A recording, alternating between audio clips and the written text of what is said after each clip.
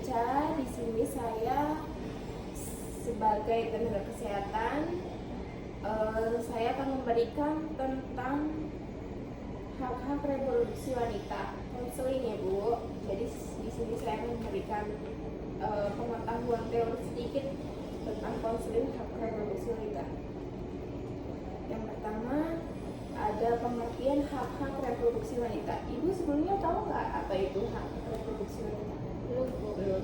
Jadi saya kasih jelaskan ya Bu, tentang kesehatan reproduksi adalah kesehatan atau keadaan sejahtera fisik, mental, sosial secara utuh yang tidak semata-mata terbebas dari penyakit atau kecacatan. Kemudian yang kedua ada hak-hak reproduksi wanita. Ibu tahu nggak apa aja hak-hak reproduksi wanita itu? Belum tahu.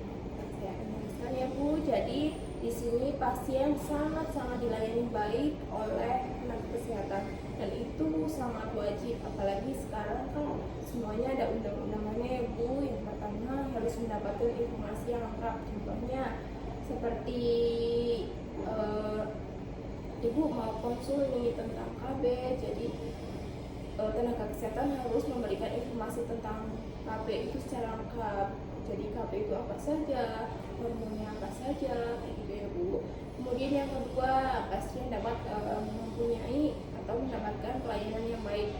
Contohnya, ibu sakit harus dilayani dengan baik, sopan ramah santun. Kemudian kebebasan berpikir tentang pelayanan. Jadi ibu bebas, nggak harus menuntut, maksudnya nggak harus apa-apa ngurus sama ibu bidannya. Tenaga kesehatan ini juga wajib punya pikiran, oh ini kayak gitu ya Bu. Kemudian hak untuk dilindungi dari kematian karena kehamilan. Kemudian wanita bisa menentukan jumlah atau jarak kelahiran anak. Jadi nanti tenaga kesehatan akan memberikan edukasi atau konseling. Jadi nanti ibu berhak menentukan jumlah anak yang harusnya. Nanti misalkan ibu sama suami ibu berdebat nih, si suami minta anaknya 5 tapi ibunya nggak sanggup, ibu mintanya 2. Jadi ibu berhak ya Bu menolaknya, saya maunya anak 2 aja karena 2 anak cukup.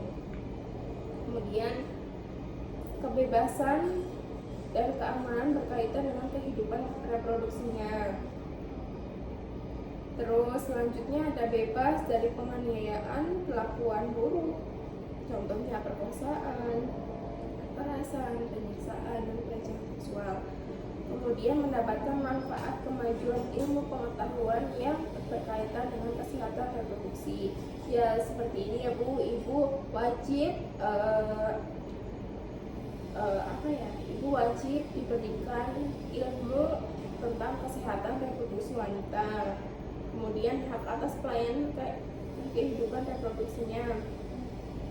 Kemudian selanjutnya untuk membangun dan merencanakan keluarga. Nah seperti yang tadi saya bilang, contohnya untuk anak kedepannya, kayak contohnya ibu kemarin habis menikah nih. Nah sebelum menikah pasti ada rencana ibu kedepannya mau punya anak berapa, supaya kita bisa mengatur ekonomi atau mengaturkan. Biasanya kan ibu bekerja ya, suami bekerja, jadi sama-sama sibuk, jadi nggak mungkin kalau misalkan punya anak banyak takutnya nggak ada yang ngurus. Dan selanjutnya untuk bebas dari segala bentuk diskriminasi dalam kehidupan keluarga, kehidupan reproduksi.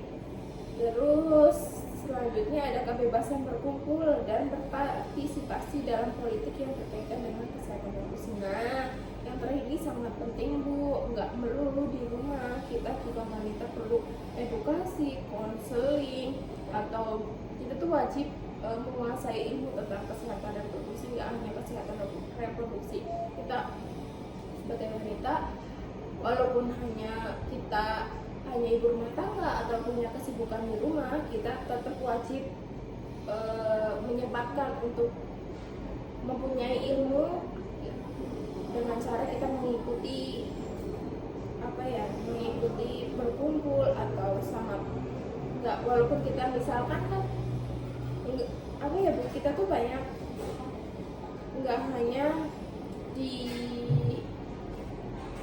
secara berkumpul, kita juga bisa dengan mencari di Google atau di aplikasi-aplikasi ya, bukan sekarang hanya. Jadi wanita itu sangat penting mempunyai hak reproduksi wanita. Sebelumnya Ibu udah paham?